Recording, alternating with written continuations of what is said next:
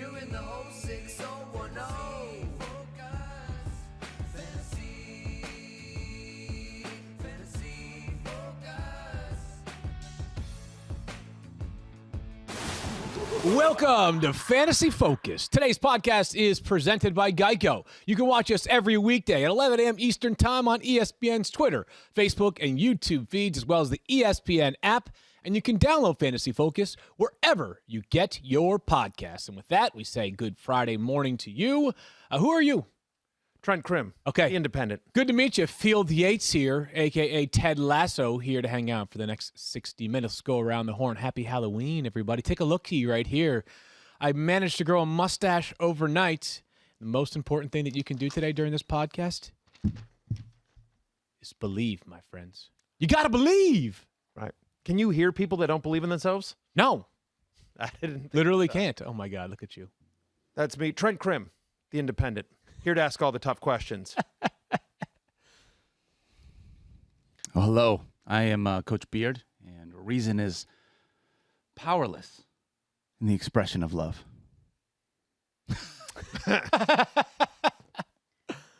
I'm Rebecca. The boss. looks so good. Oh, my God. Stephania, you look good. so good. And you oh my know what God. I do. So Yes, good. you So own the for whole face. those listening, I have to do my Trent Krim voice. It's almost like Those- ASMR. Yeah, it is. It's for those listening at home, you'll have to check out all of our Instagrams or the YouTube page, or of course at Fantasy Focus on Twitter, to see all of us in costume. I think all of us did a very good job. By the way, shout out to Mike Clay, who was Roy Kent yesterday. Did a great Also job. did a great job. By golly, did we have a good Thursday night football game last night? Should we get right into that? Sounds I good. understand the Arizona Cardinals are feeling bad about themselves for losing that game, but they put their heart and soul into that effort. 24-21. They come up on the short end against the Green Bay Packers, and Aaron Rodgers, that man, he may have a future in football. And I'm talking about the American style, well, not that stuff we do in the UK where we kick it with our feet. Packers win 24-21. I think that was a joke. That was amazing. My mustache is falling off. I got to stop laughing. Yeah. Oh, man. Should You'll we get used to it in a little Thursday bit Night when you get Football older, recap. bud. Aaron Rodgers throws for 184 yards, 15.7 fantasy points. He had 3 rushing yards. We call that 3 meters over in the UK as well. Rodgers, 15.7 fantasy points, Matthew. We'll see if I win that board bet between he and Kirk Cousins. If you were picking one side again, which would you pick?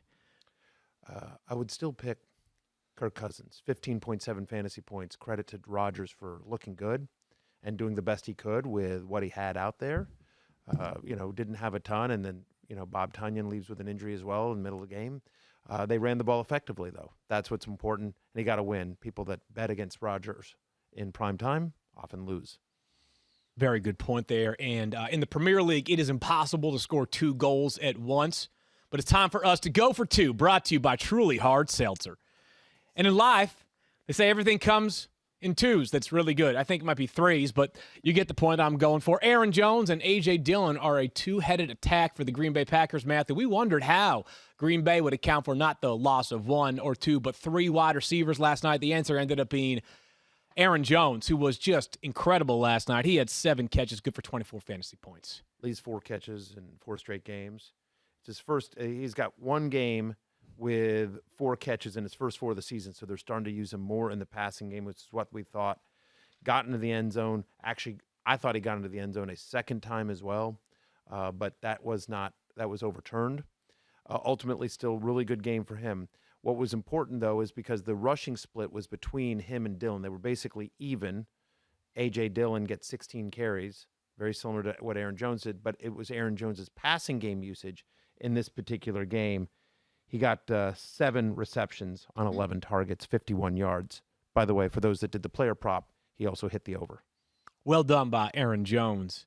A.J. Dillon ran real hard last night. 7.8 fantasy points, not exactly what you would expect with that kind of effort, but he really did put his heart and soul into it. Hey, pick every NFL matchup for a shot at prizes with Pigskin Pick'em presented by Truly Hard Seltzer. Play at ESPN.com/Pigskin Pick'em or on the ESPN Fantasy app. We all wondered last night whether Randall Cobb would have a vintage performance. And right before the game, Aaron Rodgers went over to Randall Cobb and he said, Randall, I I never stopped believing in you. That's why I traded for you. I traded for you. Let's be honest. I really did trade for you from the Houston Texans right before the season. And this was an amazing performance, Trent, because 3 catches, not so great. 15 yards, not so great. But 2 tutties for Randall Cobb. Trent Krim, the Independent.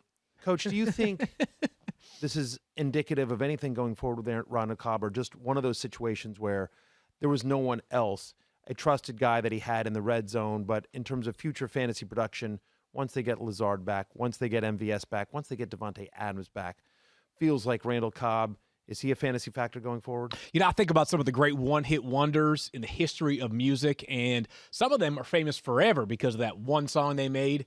And I wonder if Randall Cobb, who's been famous before, this is like his one-hit wonder for 2021. So I think this is much more of an aberration. That's a word I learned at the end of a lollipop stick recently. So big word by me, but yeah, aberration for Randall Cobb. I think Devontae Adams and Marquez Valdez-Scantling and that nice young man Allen Lazard come back and take most of his work up in Week 9. I agree with you. Thank you, Coach. Thank Okay, you. it's time now for us quote you on that. to ask about some injuries, and you are much better equipped to ask about the injuries than I am. Rebecca, Trent Krim, the Independent. Can you tell us about Bob Tonyan in this game?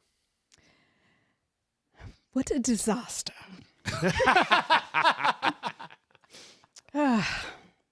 No owner wants to see a player leave the field like that. Unfortunately, it looks quite serious. That's no good right there. Coach Beard, have we had a chance to visit with Big Bob since he left the field last night? You know, there was one game this season where I was accidentally on mushrooms. I feel really bad. We should probably talk about Robert Tonyan's injury, but like now that we've gotten this out of the way, let's do the injury thing real fast. Back. I mean, I'm so sorry. Or it was actually really sad. If watching that happen, what you saw was it looked like Bob Tonyan was going to ward off a defender, so he kind of slowed himself down, but his body momentum continued to carry him forward, and then he immediately rolled to the ground with significant pain, reached for his knee right away, ended up walking off the field, escorted by the medical staff, but you could tell that it was serious, and we wait further details. Yeah, sounds like there's a chance that Big Bob Tonyan could miss significant time, if not the rest of the 2021 season. We'll address that when we have more information, Trent. Trent Krim, the Independent. Coach, let's talk about Kyler Murray here. Disappointing performance for him last night. Aberration, short week, or are we starting to see some cracks, if you will, in his fantasy eliteness? You know, there's this old saying that I often think about that, you know, even Superman forgets his cape every once in a while. We're all human, Trent.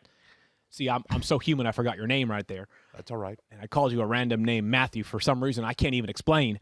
But last night was much more of Superman forgetting his cape for one evening. And yes, DeAndre Hopkins left this game, and we'll ask Miss Rebecca about that in just a moment here.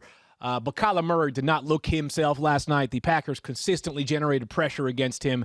And the rushing upside that we saw for the past couple of years, he was running fast. Like, I put him as striker if I could put him on my team. We have not seen nearly as much of that this year. Trent Krim, the Independent. Coach, this will be the 5th time in 6 weeks that Kyler Murray has finished as QB9 or worse after being the #1 quarterback in fantasy through the first 2 weeks.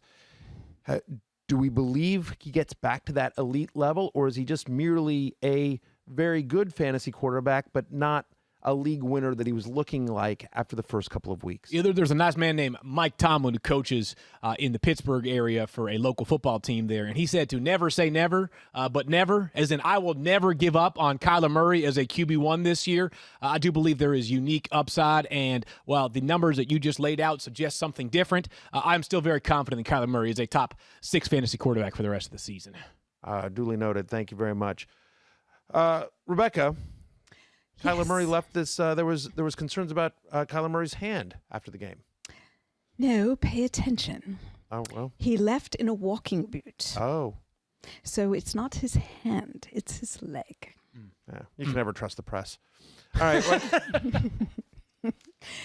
He left the stadium seen in a walking boot. He said he was good after the game, told reporters he was good. But on that last play, that attempted touchdown that he threw towards A.J. Green that ended up getting picked off, and that was the end of the game, he got rolled up on, stayed on the ground for a minute. It was hard to tell whether that was exasperation from the play or he was really injured. But again, left in a walking boot.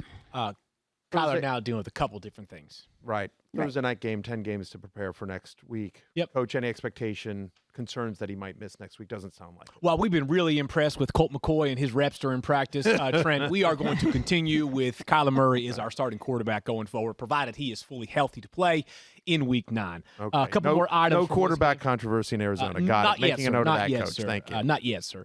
Chase Edmonds and James Conner continue to be a very productive backfield in fantasy football. Chase Edmonds found the end zone last night as a runner, the first time he has done that this season. That was good news. However, the bad news is that when the Cardinals get real close, I'm talking real close, the kind of close you are to like your best friend growing up, James Conner gets the ball at the goal line. He scored twice, Mr. Krim. He managed just 22 yards, but I don't care because he scored 2 touchdowns. Sort of crazy to think about the fact that he scored only 2 touchdowns and yet only had 14.2 fantasy points. It feels like a true committee here, but given the state of the running back position, I feel like both guys are usable, especially, by the way, as Kyler Murray has been less effective, still very good, but less effective. This was a nice game, I thought, for Kyler Murray. His second best game of the season for Chase Edmonds, 15.9 points. He does have 3 more catches in 8 games this season. Again, they're using him in the passing attack, but his upside will always be limited as long as James Conner is healthy, who has been exactly what Arizona wanted in the offseason, somebody who could finish at the goal line, something Kenyon Drake could not do.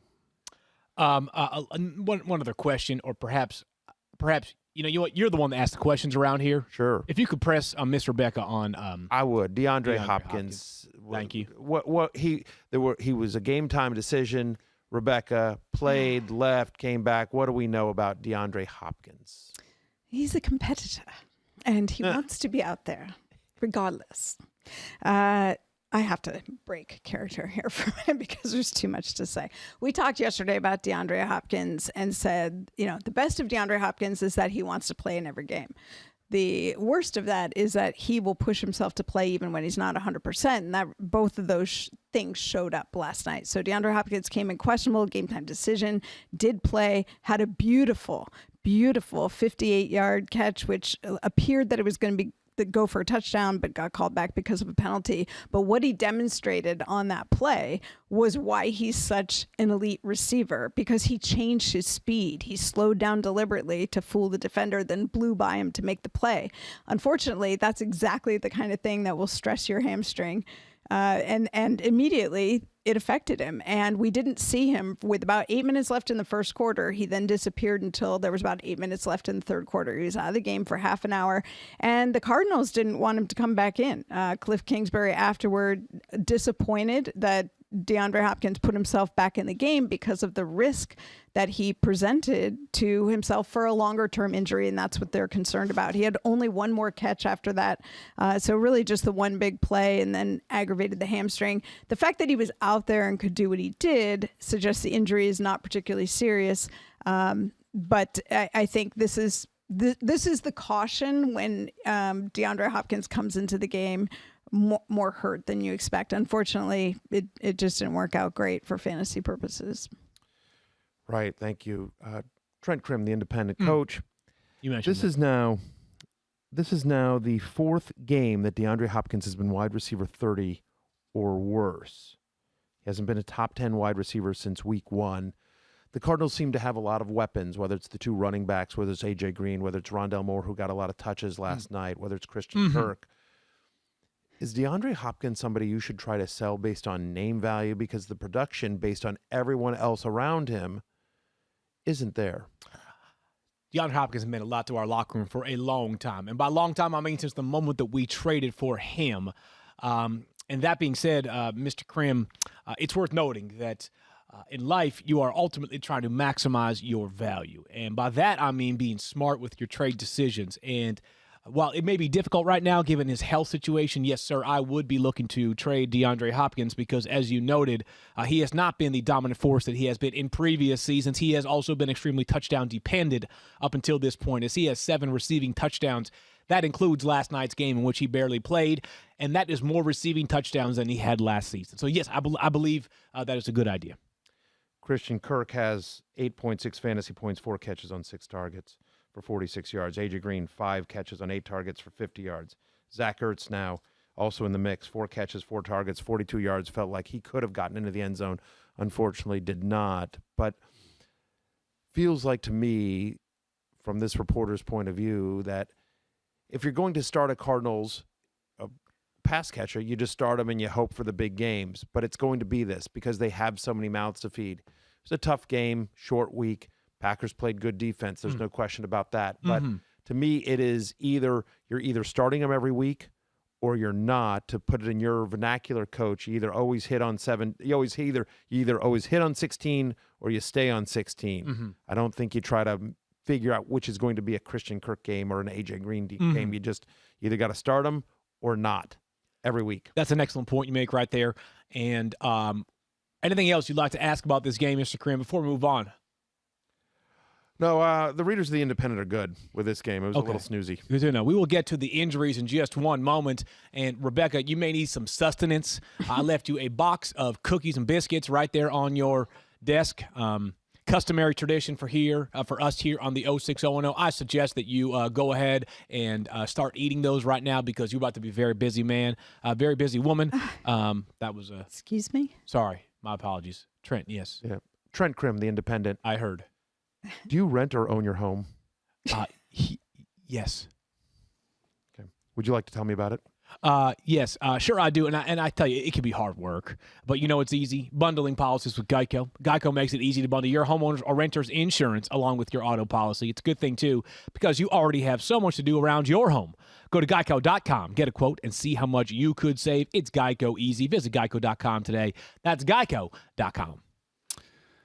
I don't do accents other than one, so I'm not going to do an accent. This is going to be my normal voice. Join me, Matthew Berry, and Stephania Bell for a virtual live mailbag podcast where we'll be answering your Q&A questions. Save the date for Tuesday, November 2nd at 6 p.m. Eastern, when we'll hop on a Zoom for a virtual live show presented by our friends at Geico and Body Armor. Registration is required and space is limited, but the event is totally free, and we'll spend the entire time answering the questions that you submit to us when you register. Register today at bit.ly/focus112. That's all lowercase, bit.ly/focus, and then the number is 112, like 11-2, November 2nd. Get it? I get it. Good. That's great. That's great. Hope you'll join us next Tuesday, November 2nd at 6 p.m. Eastern for a virtual live mailbag show with me, Stephania, and Trent Krim. Presented Coach by Beard, Rebecca, and Trent Krim. By Geico and Body Armor.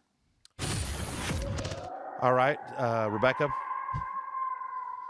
Trent Krim, The Independent. Rebecca, what do we know about Austin Ekeler, who just showed up on the injury report? Yes, I'm good. You're not going to do an accent. I'm not going please. to, Oh, only thank because you so much. we got to Too much. Especially. No, I mean just with the injuries. I just with feel the like injuries, it's too especially much. if they're going to be clipped. Okay, so starting now, Austin Ekeler shows up on the injury report with a hip issue. Now, the Chargers are coming off a bye, and Wednesday he was not listed on the injury report. So it makes you wonder what happened between Wednesday and Thursday. But there really hasn't been any detail offered from the team.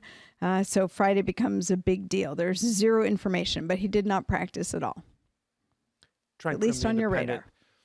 Isn't there some concern, though, off of the bye, not practicing for 2 days off of the bye? Like, I mean, feels like my red flags went up as a trained journalist. It's a train. Trained journalist. Well, that's just it. I mean, I've watched 2 whole That's seasons why I of Ted said Lasso. he was not listed on Wednesday. As a trained journalist, you should be listening.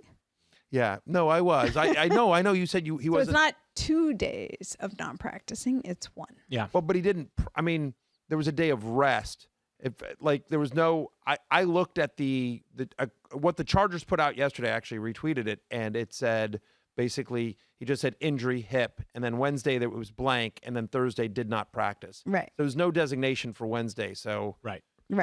right. So just these, But the fact is, he hasn't practiced this the week. point right? is that Thursday is when we learned about the injury. Yes, no, so obviously. he was there's a full really no way to participant gauge on it. Wednesday Right. with no injury. On Thursday, something cropped up, and we'll go Right. back to our normal voices here for a little while. Thursday, something cropped up. We do not know the severity of it. The Chargers are obviously a West Coast team. They don't practice until much later in the day than some of the teams that are already on the practice field on the East Coast right now. Best recommendation here is two things. One, watch Fantasy Football Now on Sunday morning, 10 a.m. Eastern time on ESPN2, and that will have the latest up-to-date information. But Matthew, let's also dive into what happens if Austin Ekeler sits, because he is a bona fide rock star, your ride or die. Been very, very, very, very strong call on that one so far this year. But the Chargers don't have a great backup option. Yeah, I don't think they do. So Joshua Kelly has played the majority of the backup snaps to Ekeler the past two games. Now, again, they were on a bye last week. So in week 5 and 6, Kelly was the backup. Now, Justin Jackson missed most of week 5. I mean, he didn't play in week 5, I should say. So I think that even though Kelly operated as more of the backup to Ekeler than Jackson in week 6, my read on that was that it was sort of the fact that, like, Jackson had been hurt. It was his first game back due to injury. The truth is in that game, Joshua Kelly did nothing. None of the other running backs, whether it's Justin Jackson, Joshua Kelly, or Larry Roundtree, have done anything fairly effectively as a runner. Of those three, the best pass catcher is Justin Jackson. So I don't think that it's a one-for-one replacement where if Ekeler were out, you'd be like, oh, you got to pick up and start this guy. If I had to pick a Chargers running back that wasn't Austin Ekeler to play, I would go with Justin Jackson because of his passing game usage. I just don't think Josh Kelly just hasn't been very good, candidly, this year. Yeah. Honestly, and it's been a very mixed bag since he's been drafted at last year. But I don't think it's a one-for-one. And then you think about the fact they're playing the Patriots, which is a top 10 run defense over the last 4 weeks. So, right? yeah, I mean, it's not a great matchup either. I think it would be a big Justin Herbert, Mike Williams, Keenan Allen game. Right. We'll talk about this more on Sunday morning on Fantasy Football Now. For now, I'll take over the injury stuff and ask Stephania about Dak Prescott, who, again, coming off the bye, Stephania, there was optimism, and I'm paying real close attention to his words these days. How certain should we be that he's playing on Sunday night? Yeah, I think that's a good thing to do, Phil, because I think the details are in the words that he's saying or not saying. He's kind of speaking through filters, but it just so that everyone who may not have heard it gets the full picture.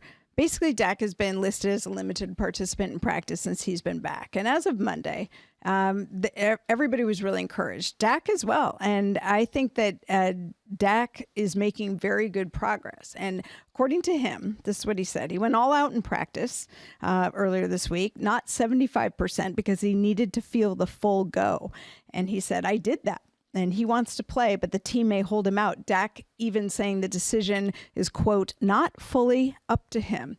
Mike McCarthy referencing thresholds that Dak would need to pass in order to play. Dak later saying he wasn't sure what those thresholds were. Dak's been sticking primarily with individual reps other than in walkthroughs, getting some first-team reps, but primarily those first-team reps are going to Cooper Rush.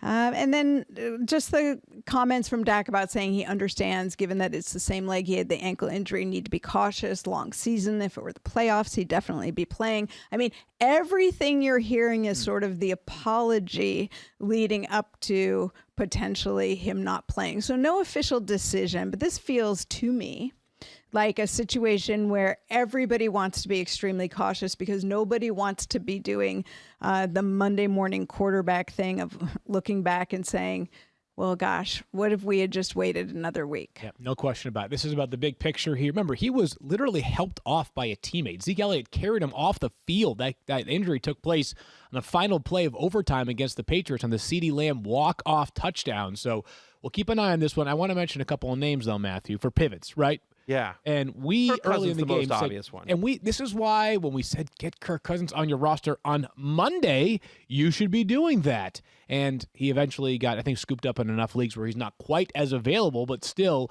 a name to keep an eye on, as well as Trevor Lawrence and anybody else that comes to mind for you for potential streaming quarterback options? Daniel Jones. Yeah, good one for Monday night. obviously, Daniel Jones, I like him quite a bit. If you're, I guess Trevor Lawrence made the hate list for me this week, on the road at Seattle. But again, if you're starting like you're down in that area, look, I do think Jimmy Garoppolo could be okay. Yep.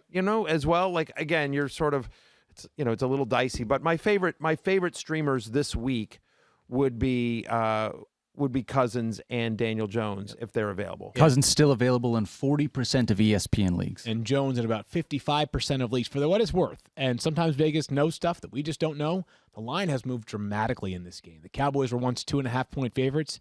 Vikings now favored by 2.5 points. That's a big swing right there. 5 points is a lot. Now, obviously, depends on which book you're checking, but 5 points is a lot. And obviously, if Dak Prescott does not play, it's an uphill battle for the Cowboys to win that game.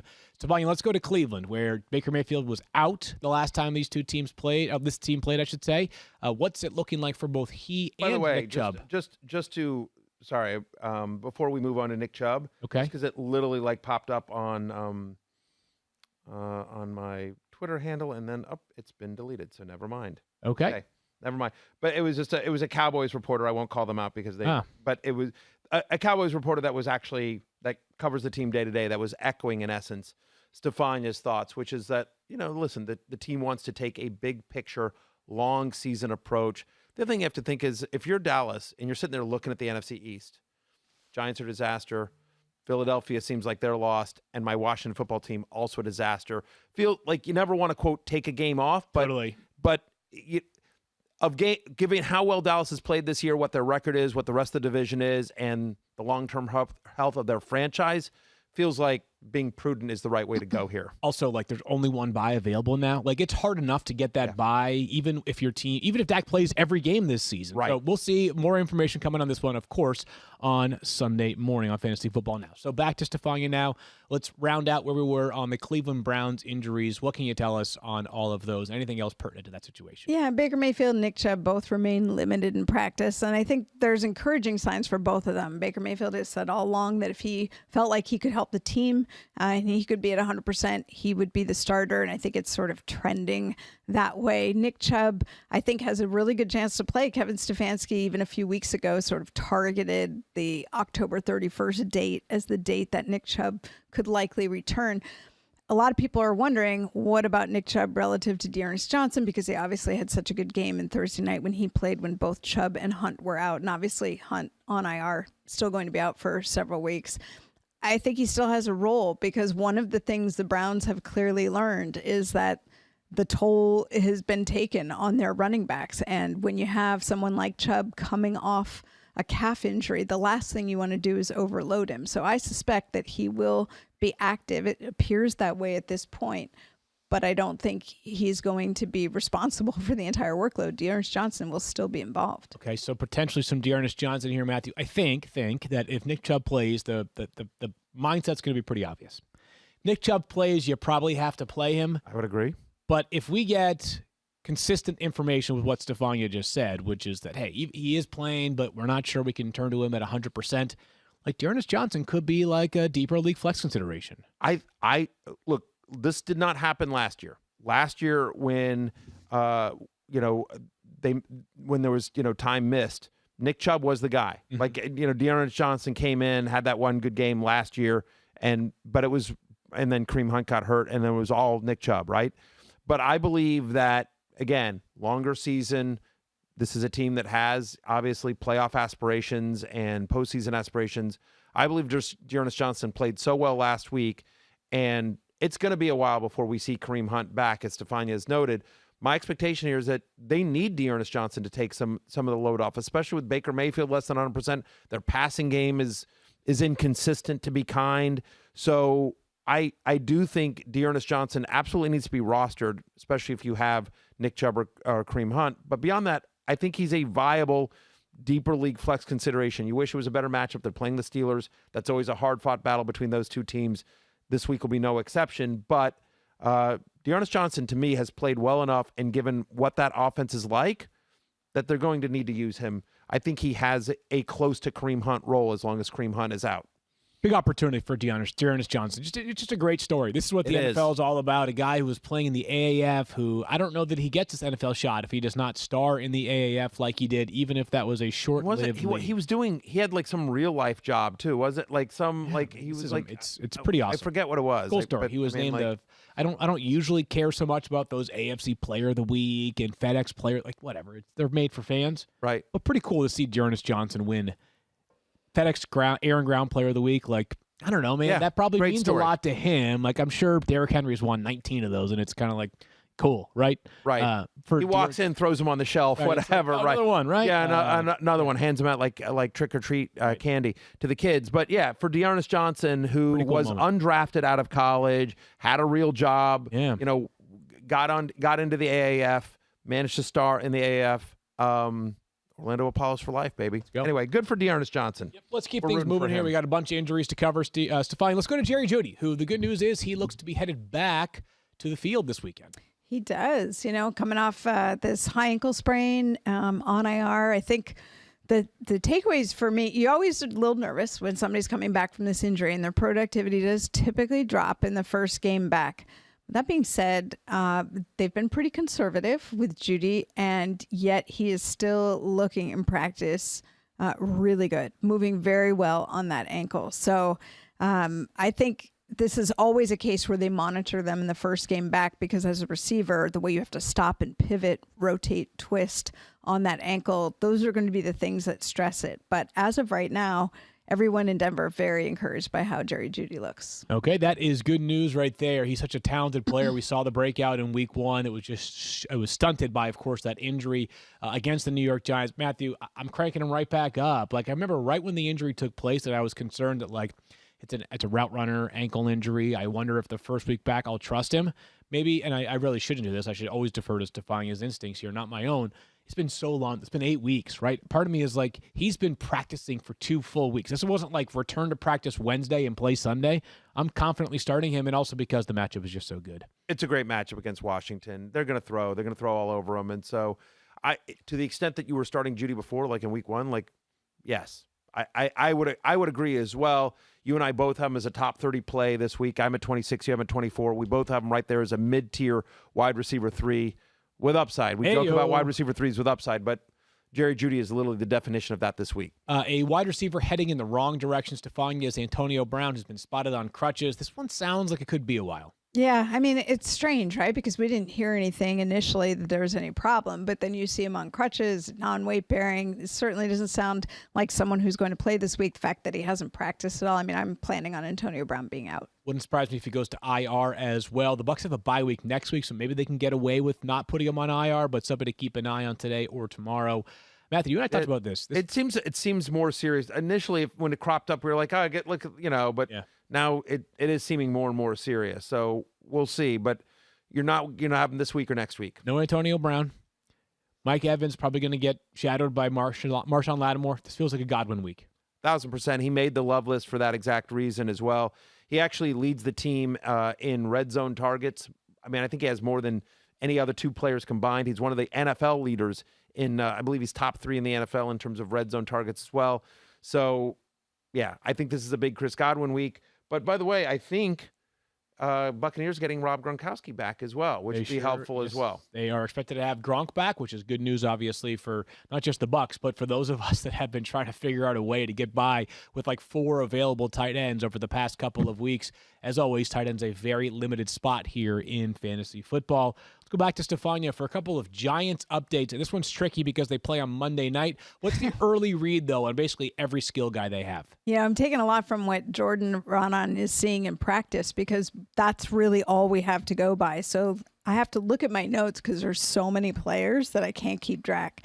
But Saquon Barkley and Kadarius Toney and Kenny Golladay working on the side, not practicing. Jordan does not believe that they have a real shot to play. Thursday was a padded practice, so that's a heavier day. And good sign that Sterling Shepard was participating even on a limited basis. For his part, Shepard said he is, quote, super confident that he will play. Just had a little tweak late last week. So he and Evan Engram both looking like they'll be available for Monday night. But as you point out, Thursday, just the first practice report officially, so stay tuned. All right, so be patient with Saquon and probably Kadarius as well, man. Probably crank up Sterling Shepard. It's a good matchup. He's been really good this year. His target share is absolutely absurd. Little surprised the Giants didn't go down the IR route with Saquon Barkley, but a reminder that sometimes teams just don't know how long it's going to be. So rather than placing a player on IR, which means he'll miss at least 3 games, you're hopeful he might return within 3 weeks. That has not been the case for the New York Giants. It seems like it will not be the case on Monday night. Deebo Samuel, Stephania, I know a little bit of a scare on Wednesday, but sounds like pretty good news for the 49ers star receiver. Yeah, back in uniform, out doing some work, listed as limited on Thursday, but certainly that's an improvement over not participating at all. Kyle Shanahan was always pretty optimistic about Deebo's status, so I think at this point, they're encouraged as well. How about their backup quarterback, Trey Lance? Think he'll have a chance to be back on the field in some capacity on Sunday? I think there's a chance. You know, they've already made it clear that Jimmy G remains the starter, but Trey Lance out doing more work coming off that sprained knee, as you recall. So, they always had packages for him, even when he was not the starter. So there's a chance that he will be available in that capacity. Jimmy G goes home to Chicago. Trey Lance may or may not be available. Big game for both of those teams. Let's go to a couple of veterans who've been banged up or who were banged up in recent games. T.Y. Hilton and also Jonnu Smith, Stephania. Yeah, T.Y. Hilton dealing with a quad strain that wasn't serious, but again, this is a guy who's coming off of a procedure that he had that kept him on IR to start the season. So they're going to be cautious with him and just with his age. And Jonnu Smith also banged up, and it looks like Hunter Henry has definitely got the advantage over Jonnu Smith. It sounds like Jonnu Smith's got a pretty good chance to play on Sunday. Good news was he was back practicing during full pads practice on Wednesday. He's been limited, but sometimes team will just, if a guy's in bad shape, you might hold off entirely. One more note to pass along here. Robert Saleh, the Jets head coach, noted that Corey Davis, their top wide receiver this year, not looking good for Sunday after he suffered a hip injury in practice on Thursday.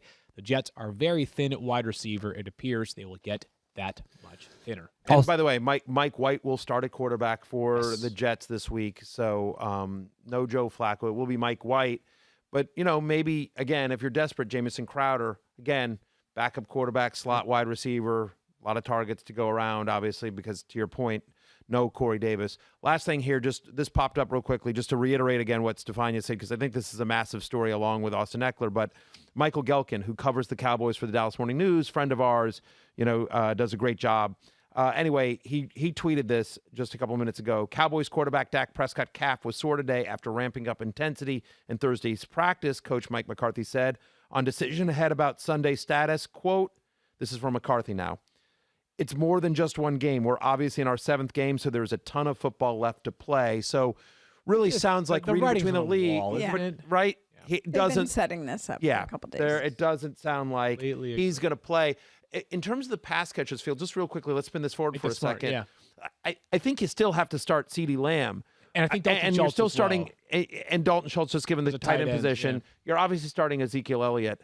But Amari Cooper becomes more of a conversation, I think. I was already a little bit down on Cooper. I know we had the conversation earlier this week, just the inconsistency. Yeah. Now, here's the reality is that if you have this reminds me of the conversation we were having a couple of days ago on Aaron Rodgers, is that I think there's probably room for one of these two pass catchers, one of these two wide receivers to go off.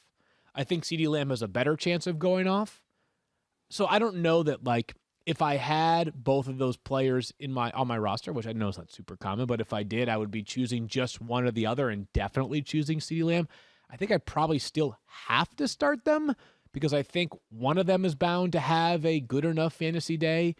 But I get the hesitation here. If you have Amari Cooper and you've got 3 other comparable options at flex or for your wide receiver plus flex spots, I think I'd be looking to fade. I have this exact decision. So in the Stephen A. Smith Celebrity League that I'm playing in, I'm actually playing Stephen A. this week. Oh man. Right? And so it would be really great. And I went with it's a 10-team league. It's a 10-team one quarterback league. And so I went with a Cowboy stack. I have Dak Prescott as my quarterback. I have CeeDee Lamb and Amari Cooper. Wow. So that's how the draft sort of fell to me. Double and I was stack.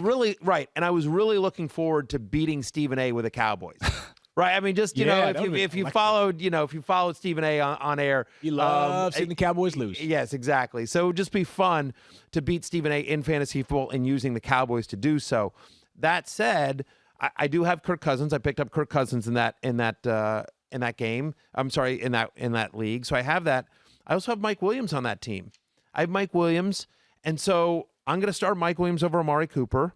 That's and a good problem to have, yeah. Well, exactly. I drafted well in that league, and so the other thing though is like my running backs in that league are Ekeler is my number one, and so if he's not there, I'm going to have to start I think Antonio Gibson. You know what you should do? What's that? Is you should just pick up like a retired Cowboys running back who doesn't even play anymore and just play him so you can still beat Stephen A. with a retired Cowboys running back in your lineup. That would be good right there. Exactly. All right, we're going to come back. Where are you at, DeMarco Murray? Let's go. Trying to think of other obscure Cowboys running backs. Who is Marion Barber III, baby. Marion Barber III. That's it. Go. Marion the Barbarian. How could I forget him? Let's come back in a moment and discuss some sort of cherry-picking player options for this week. Before we do that, support for this podcast and the following message comes from Supercuts. Hair, it always has a way of growing back faster than we want it to, and somehow it can feel like we need more haircuts than we have time for. Luckily, Supercuts is here to make grabbing a haircut easy.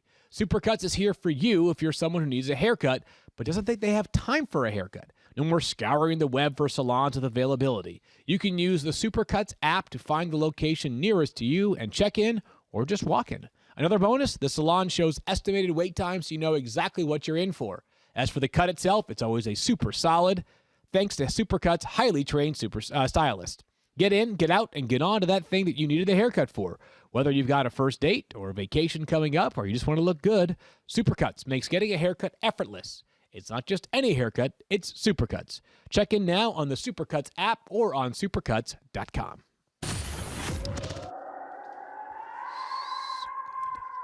So good. It's getting spooky in here, and we love it. Time for a little game of cherry picking, and we're got these players that play in bad offenses, but can we trust them this week? And we know that trust is a strong word. We're going to talk about Brandon Cooks in a second. Before we do that, Stephania, I want to know about who we think will be playing quarterback on Sunday.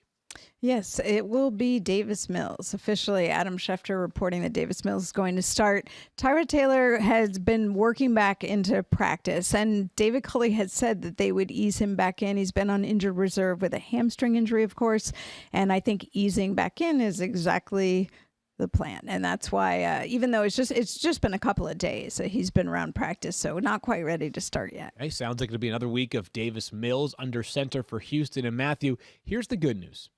Brandon Cooks has the fourth highest target share in the NFL behind only Devontae Adams, Cooper Kupp, and Deebo Samuel. But he has not been a top 40 wide receiver in 3 of the past 4 weeks. They just cannot score touchdowns. And they play the Rams on Sunday. You're down on Brandon Cooks, and I kind of get it. Yeah, he made the hate list. Wow. He made the hate list this week again. The Texans literally have not scored a offensive touchdown in 3 of the last 4 games. Davis Mills. Davis Mills is a rookie, and teams are saying like, we'll let any of these other randos beat us before we let Brandon Cooks. And so he, unfortunately, the massive target share he was getting at the beginning of the year and being productive with Tyrod Taylor under center has not been as effective recently with Davis Mills. Some of that is obviously driven by matchups, but you'd expect Jalen Ramsey to see, to be on him at least somewhat. In this game, like it's a tough defense against the Rams. You don't like the matchup here. To me, Brandon Cooks, I am significantly lower than consensus. I am at wide receiver 29. So I'm as a low-end wide receiver 3 this week. It's tough. Again, he reacted emotionally on Twitter to the recent trade of Mark Ingram to the New Orleans Saints. We'll see whether Brandon Cooks is traded before Tuesday. He's an interesting name to keep in mind because if he went somewhere else, certainly his fantasy value would go up as well. Matthew, I think I kind of begrudgingly have Chuba Hubbard inside my top 20 for running backs. The good news is he's getting most of the running back rushes and touches in total.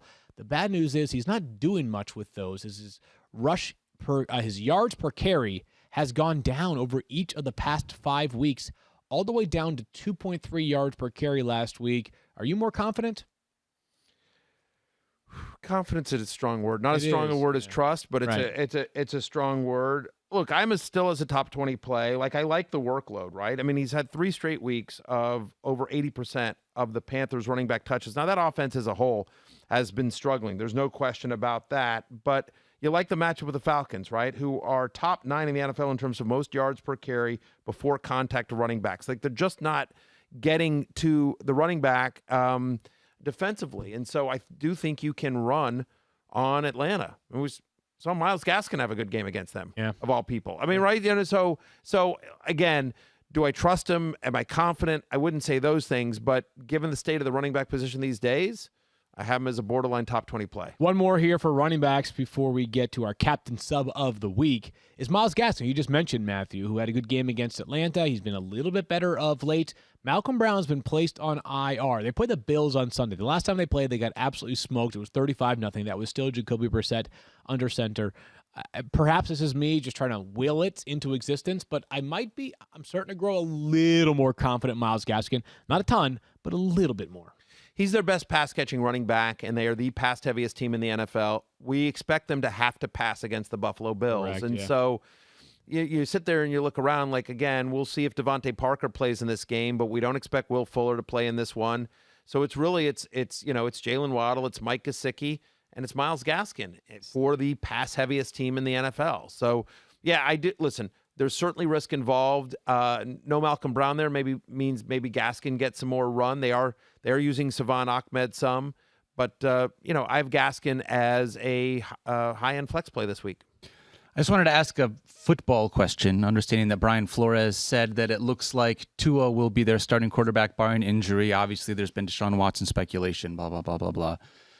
Is there anything from this that it's like, are we done? Do you think Field at this point? Is there anything that we know about from this point? Or are we still just sort of waiting until we get to the end of the trade deadline? We'll be talking at 4:01 Eastern time, Daniel. At that point, we'll be done. Until that point comes, I just can't put that possibility behind us. I think there's a chance that they make a last-second maneuver for Deshaun Watson. I also think it's possible Deshaun Watson stays. I think the more likely outcome is he stays in Houston through the trade deadline, but until 4:01 Eastern time, I wouldn't be buying stock in the idea that Tua is definitely the starter barring injury the rest of the season. So understanding this is probably a low number of rostership percentages, but if you did pick up Deshaun Watson as a part of, hey, maybe he gets traded and he's got a ton of value. Once the trade deadline passed and he's still in the Texans, he's basically just droppable at that point for someone else, right? Again, as far as redraft is concerned, you can pass on Deshaun Watson for the rest of the season. Okay. I'm going to leave it there with Deshaun and fantasy. For right now, I think it's the more appropriate thing to do, but yes, he can be dropped after the trade deadline. Time now for the captain sub of the week, which is Khalil Herbert. Bench boring drinks and sub in the captain on game day. Captain Morgan, the official spice rum of the NFL. Number 16 on my board, Matthew. Number 19 on your board for running backs. There's only one thing that concerns with Khalil Herbert is just the idea that Damian Williams last week had just one practice, not even a practice, before he was activated from the COVID-19 list. He did not hardly play at all last week. He had just 11 snaps. Maybe it's a little bit more even, but if you're the Bears right now and you can hang your hat on nothing offensively other than Khalil Herbert, wouldn't you want to continue to utilize the one player that's made you look good so far this season on offense? A good running game also takes pressure off the passing game, right? And so there's so much attention on the passing challenges of the Bears offense on Justin Fields. Khalil Herbert's a great story for them and for fantasy. That's the only question is how much work does Damian Williams get? But you're looking at a guy in Herbert who's had, 18, 21, 23 touches the last 3 weeks. Yeah.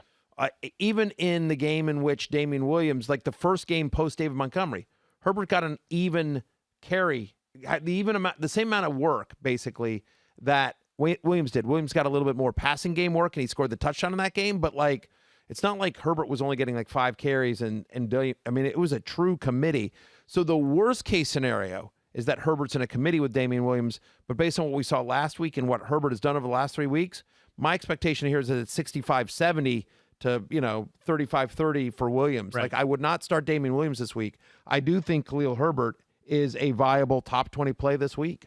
Agreed on that, Stephania. Before we talk about Alex Collins' fantasy outlook, what do you know about his health status as he was banged up, or he has been banged up for the past couple of weeks? Yeah, and he played in their Monday night game, and remember, it was questionable. It was coming down to a game time decision. He had what Pete Carroll had originally referred to as a hip and a glute injury. labeled on the injury report as a groin issue. But he came in and I thought he looked okay when he was running. They were playing a tough run defense, so nobody looked great running the ball in terms of productivity, but I thought he moved well. He was in practice on Wednesday, so that's a very good sign 2 days later, even though it was limited. Now, he didn't practice on Thursday, and I think people see that as a red flag, but it could be precautionary as well. It could be just a day off for him to ensure that he's available this weekend. So obviously Friday, a big day.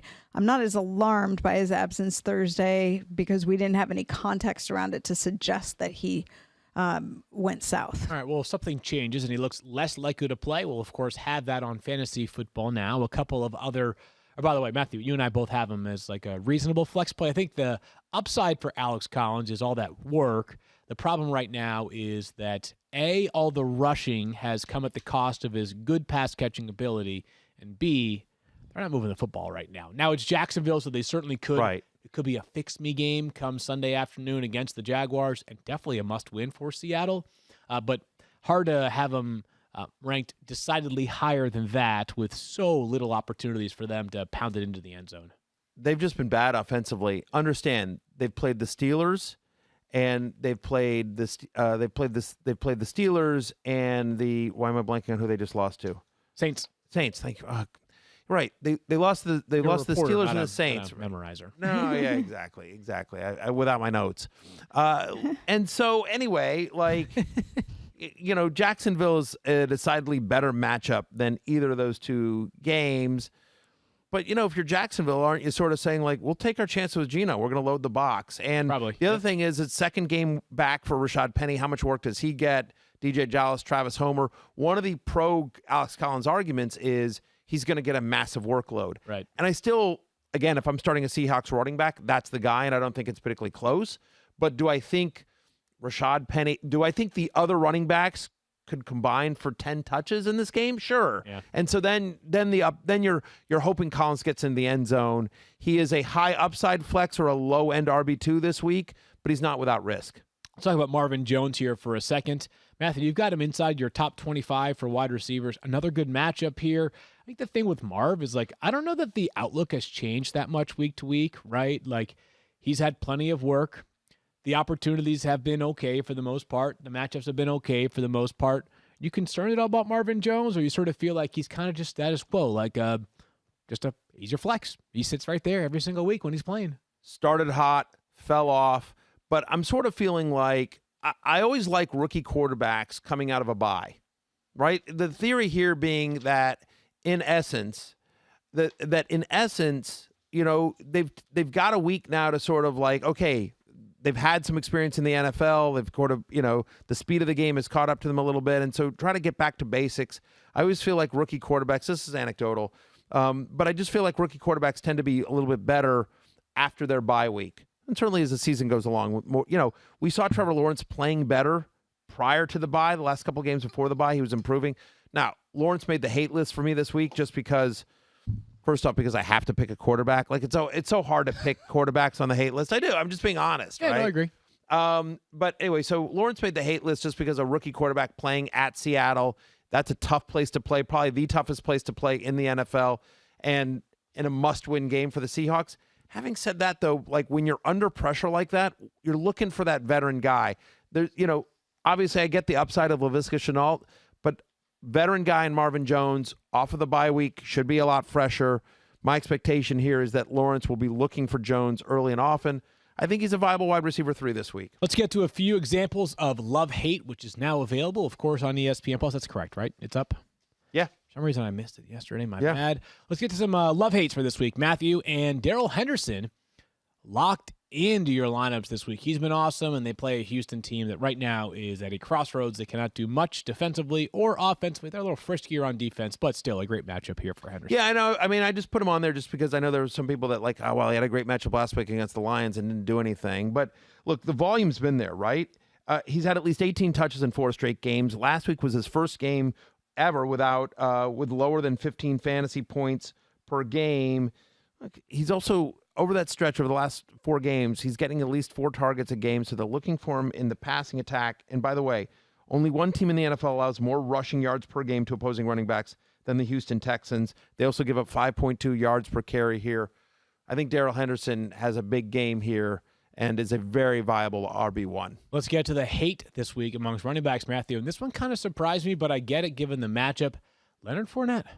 Look, love-hate is all about expectations, and so I always again, I've said this many times, but if I thought about it for more than 3 minutes in 1999 when I was coming up with the title of the column, I might have thought, it never occurred to me that, it was just a dumb title name for a column. And then, never thinking that one day I would literally be on the largest sports media network in the world that's watched by a bunch of people, including athletes, and you would see things that say the word hate and a player's name next to it. So it's you know what I mean? But love-hate is all about expectations. And so Leonard Fournette, who's been fantastic recently, right? I think you should lower expectations for him this week. Now, I still am as a top 20 play. I still am as somebody 14. that you're starting, right? Both you and I.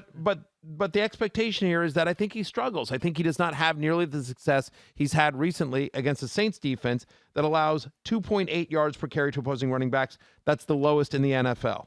No running back has had more than 72 rushing yards against the Saints so far this season. In fact, only 3 running backs have even had 45 total yards against New Orleans this year. That's Christian McCaffrey, Saquon Barkley, Antonio Gibson. You can decide whether you think Leonard Fournette is in that class or not. Now, he's involved in the passing game. We talked about the fact no Antonio Brown. We expect Marshawn Lattimore to be all over Mike Evans, so maybe there's some more additional passing game work for Leonard Fournette. Again, I have him as a top 20 play, but I'm lowering expectations for him in this one. I think this is going to be his worst game that we've seen in a while. Yeah. Since he basically became the starter for Tampa. He's a really hard one because you could easily see him getting 5 catches. You could easily see him getting at least 1 rushing touchdown, which might be enough to sort of meet that expectation set by 1,000% Mike. on both things. Yep. But still, it's a bad matchup. I get it. New Orleans has been sort of an eraser of opposing running backs for much of the past 2 years. By the way, they get David Onyemata back, one of their best run stuffers at defensive tackle. He has served a 6-game suspension. Let's do a confidence check of players coming back from their bye. And Matthew, Zach Moss makes the love list this week. Look, Bills are a 14-point favorite, right? This is a game that we expect Buffalo to do well in, and Moss has at least 12 fantasy points in every Buffalo win that he's played in. When they win, they run the ball. They run the ball effectively, and they usually do it with Zach Moss here. Good matchup with the Dolphins, by the way, who are tied for the second most rushing touchdowns allowed to opposing running backs. I don't want to – first off, I think it would freak people out if I use the Foghorn Leghorn voice while dressed as Trent Grimm. It's a lot, too. It's a lot going. Do it. Just do it. I'm not going to. Come on, do it. But I do think there's a very good chance. Very, very good chance that Zach Moss scores a touchdown this week. Which means if he falls a yard short of the end zone on a carry, you're basically right. Right. There's a very good chance. Not a guarantee, but a very good Not a guarantee. chance. I'm not guaranteeing. I want to save that bullet for special occasions, but I feel very confident that he gets into the end zone, but I'm not going to guarantee it. I will not guarantee it. I think it's highly likely, though. Okay, How about highly that? likely. Let's jump ahead to Chase Claypool. But before we can ask Matthew about his outlook, Stephania, how is he health-wise? Well, he jumped up to full participation on Thursday, coming with a hamstring issue. So I think that's a very good sign. Unless there's something unexpected today that we find out he had a setback after doing that, I think he's making progress. So That's looks good news right there. Matthew, of course, no Juju Smith-Schuster for the rest of the season. We hope for sort of a funneling of targets to both Deontay Johnson and Chase Claypool. How are you feeling about Chase in this matchup against Cleveland? You know what? I don't have a ton of confidence in the Steelers' passing offense. Deontay Johnson and Najee Harris are the only 2 must-starts for me every week for Pittsburgh, right? So then you start getting into what are their other options. I've Chase Claypool, wide receiver 31. Here are the positives, right? He's had 7 or more targets in 3 of the last 4. They're looking for him. But this feels like, again, Cleveland-Pittsburgh is one of those throw out the records, throw out the lines, whatever. That is usually, not always, certainly the playoff game last year was exciting, but that feels like that is usually a low-scoring slugfest, a typical kind of, AFC North, what Boomer would call an AFC Norris division, right? Yes. Just feels like a low-scoring game, 2 good defenses. Chase Claypool is a boom-bust wide receiver 3, right? He's one of those guys that all he needs is 1, but do I feel super confident in starting him? No, I wouldn't say I feel super confident. It's hard to have a lot of confidence in anything in Pittsburgh outside of Harris or Deontay Johnson. Daniel Dopp, what do you got? So I just really quickly, I think it's a great time to be able to end the show. Where I've been having a lot of fun being able to do this Halloween theme with you guys, specifically because I love Ted Lasso. I know we all do, but I love what Ted Lasso stands for, and I just wanted to take 30 seconds to say I took a couple days off earlier this week to be able just to take some time away, and I wanted to say to everybody else that listens, and Ted Lasso is so positive and full of love. It's a show that we all love to watch, but I just wanted to say to everybody, like, listen. I want to encourage you to be able to take time for yourself and realize how important you are. It's okay to be able to not just be a work machine. You are a living, breathing human with emotions and things going on in life, and it's okay to be able to take a minute and to say, I need to take a day for myself so that I can be the best person that I can be for me, so that you can be the best person that you can be for your partner and your family and for work and all your friends. So there's nothing wrong with taking a couple days, being able to say, hey, you know what? I'm going to take a quick break. Want to clear my head for a little while. And I just want to encourage all you guys to be able to do that. I feel like that's a big Ted Lasso thing, just loving each other and being able to be honest with everyone. So I just want to give you guys that. It's hard for me to take days off. I don't like doing it. I know none of us do, but you have permission to let yourself be important because you are important. I mean, that's one of the lessons of that show is believing in yourself and overlooking people's flaws and seeing and rooting for the best in everyone. And so. And forgiveness, by the way. I think a big theme of that show is forgiveness of other people and forgiveness of yourself. And so I would agree with that and echo those sentiments, Daniel. Well said. Daniel, really well said, man. I'm not sure how to pivot from there other than just say we all love you back. We are so happy to have you back, and we hope everybody has a wonderful and safe Halloween on Sunday. We will talk to you during Fantasy Football Now for all the latest. For Matthew and Stephania and Daniel and the entire cast of Ted Lasso, I am Field. We'll talk to you guys again on Monday. Much love. Peace out.